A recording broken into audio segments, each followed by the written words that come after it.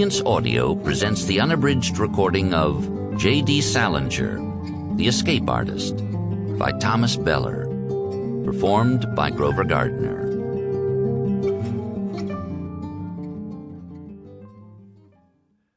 One, 1923. On Running Away. In 1923, when J.D. Salinger was 4 years old, his mother went out shopping and left him in the care of his sister, Doris, who was 10. Sonny, as his family called him, was extremely close to his sister. They spent a lot of time together. She often took him to the movies. Doris Salinger describes the experience.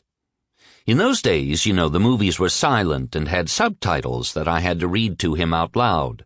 Boy, he wouldn't let you miss a single one. The rows used to empty out all around us.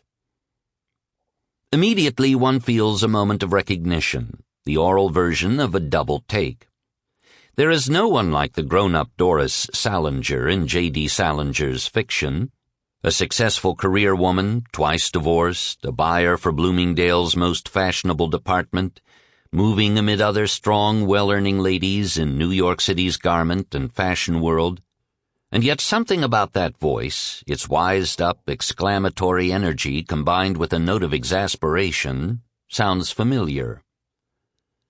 On the day in question, when their mother was out shopping and left them alone, the siblings had a fight.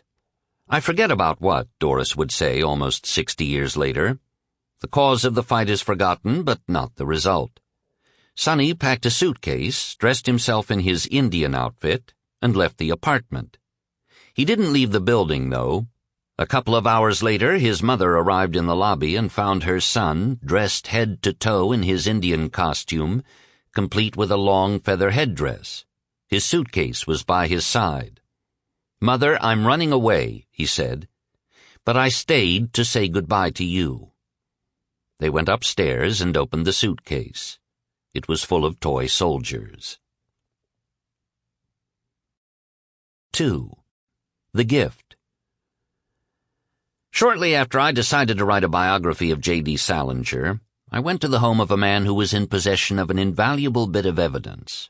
He lived on West 77th Street, across the street from the American Museum of Natural History. When I was a little kid, I would come to this block every year. A childhood friend lived up the street, and on the night before Thanksgiving, his family would have a party. We would watch the Sample complete. Ready to continue?